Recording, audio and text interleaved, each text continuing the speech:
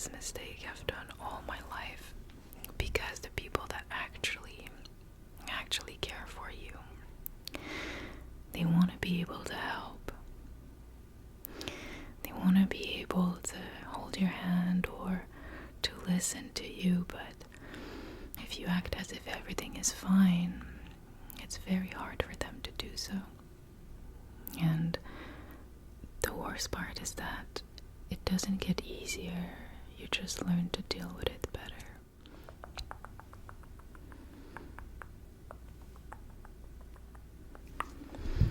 Oh, this is smelling super good. It smells super good. Hey, how are you doing? Good. Are you sure you're doing good? Okay, I'm just asking. You never know, because I personally, when I was your age, I used to say that I was good all the time, and I thought that I was doing people a favor by doing so. I just want to make sure you're not as delusional, I don't know. I just want to make sure you're not as delusional as I used to be. But you wouldn't be, right? So there is something. Do you want to talk about it? I'm listening to you.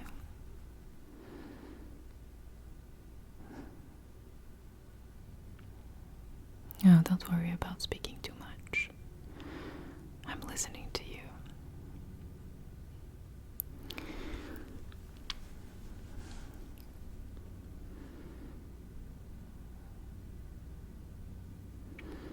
You know what? It's okay.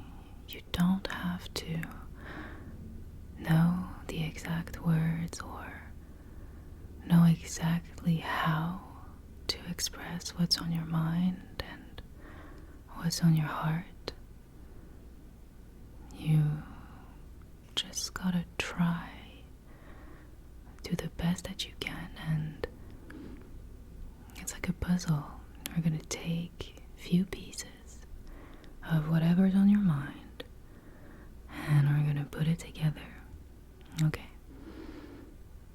We're gonna put the puzzle pieces together. Okay? You don't need to know exactly what to say or how to express yourself. And maybe that's why.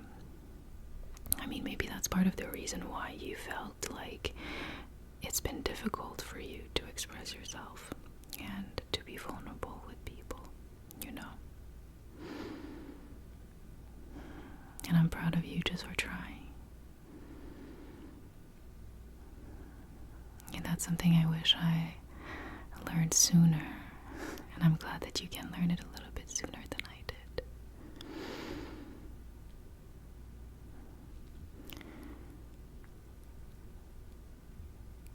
I know it's been hard to keep everything to yourself and be strong and never ask for help, figure it all out on your own, and being the strong, independent person that you are. And sometimes you just wish you had a little bit of help. You just wish you had a guiding hand and someone to walk you through a little bit more.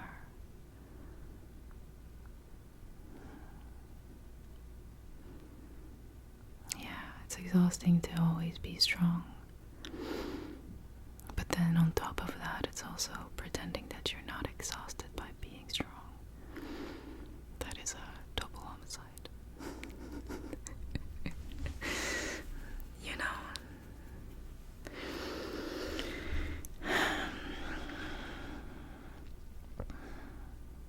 Listen, I guess that when you're coming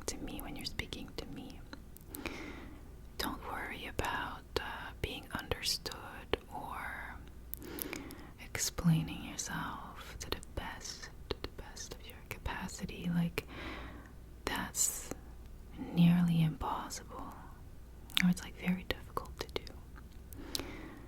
So if it's a little bit chaotic and it's just an accumulation of a lot of things, we can just go outside and scream a little bit if that's what you want. Yeah. And the worst part is that it doesn't get easier, you just learn to deal with it better. So that's kind of a truth that hurts a little bit in the beginning, because like you said, sometimes you just want to be held and you just want to feel seen, because you are seen, but feeling seen is different, you know, because no one can argue that feeling that you get in your chest and your heart. Like, that's you and your truth, that's you and yourself. And it's so important that you keep ways of being proud of yourself in the chaos that is just always going for more, and maintaining that strength, and just like taking a break sometimes of doing and reflecting a little bit more on your accomplishments and how far you've come. You know,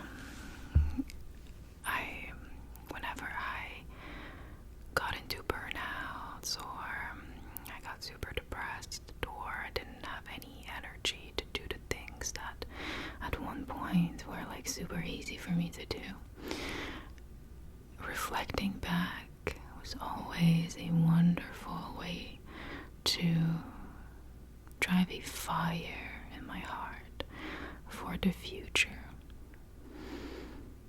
Does that make sense?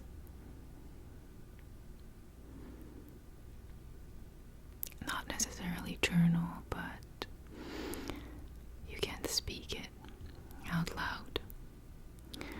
You can go through photos, maybe, of the same day 2 years ago, a year ago, and see how far you've come, you know.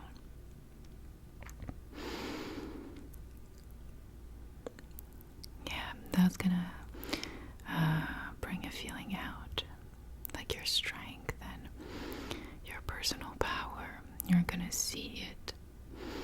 You're going to see how far you've come and all the growth that you've had, and I'm happy that you experienced that. You deserve to experience it.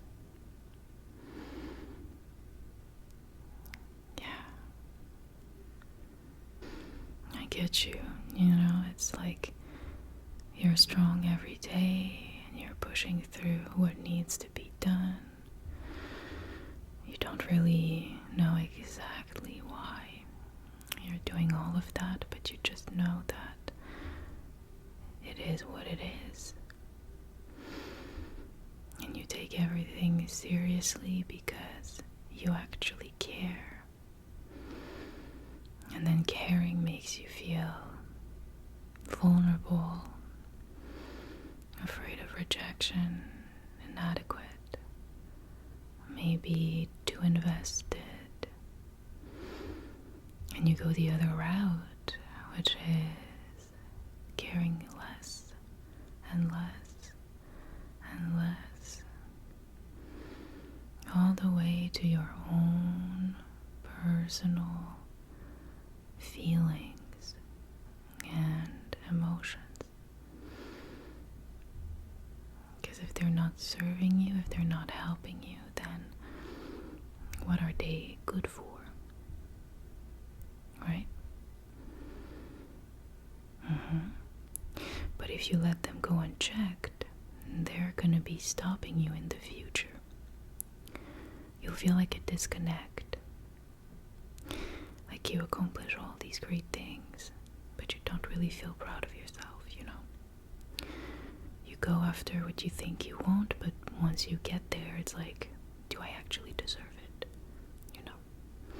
I understand what you're saying. It's not really about finding a purpose or a utility to navigating your emotions, but it's like using a mop. Even if it's the best mop ever, you still need to drain it from time to time so that it can remain.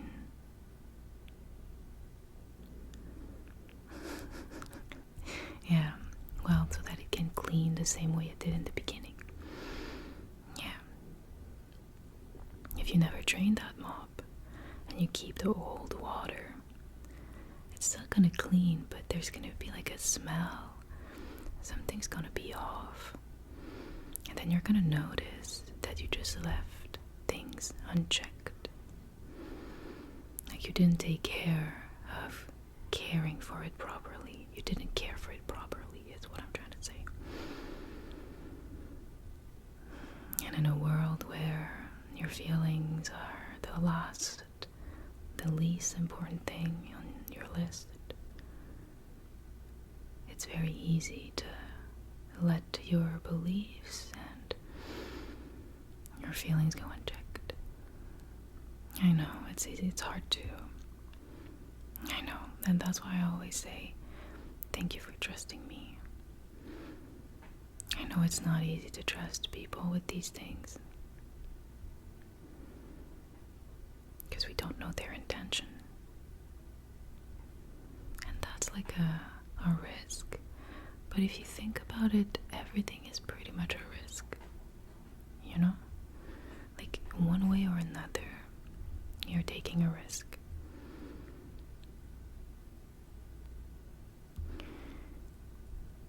And you're able to handle the consequences of that. I know it seems like it's a lot.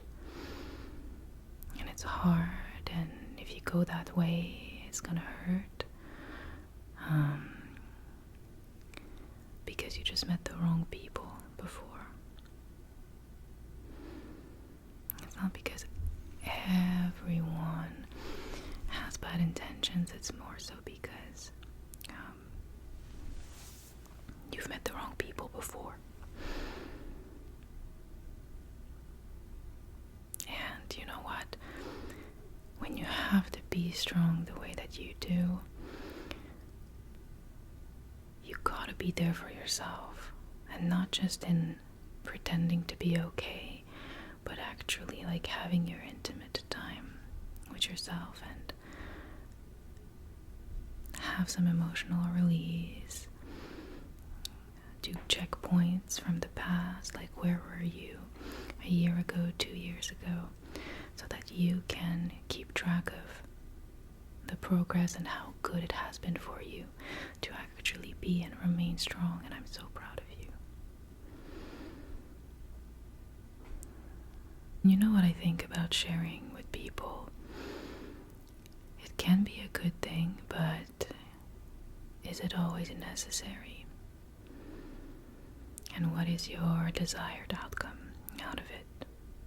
Those are just important questions to ask yourself. But I think that between me and you, since you're just beginning to be strong and compassionate with yourself, what's important for you to do at this point is, number one, build that trust with yourself. And that trust is allowing yourself to not be strong all the time in your intimacy. Cry it out a little bit, go through memories, observe your behavior. Did anything bother me today? What was it? Write about it, speak about it, or do something to release the emotions, like doing a math equation, going to the gym,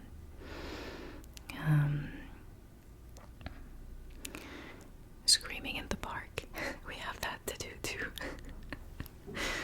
And then it makes sense for you to move to opening up to other people, especially people that you're not related to, or that don't really spend and invest time in you in general. You actually just came in this room being like, yeah, I'm fine, and this is the biggest mistake I've done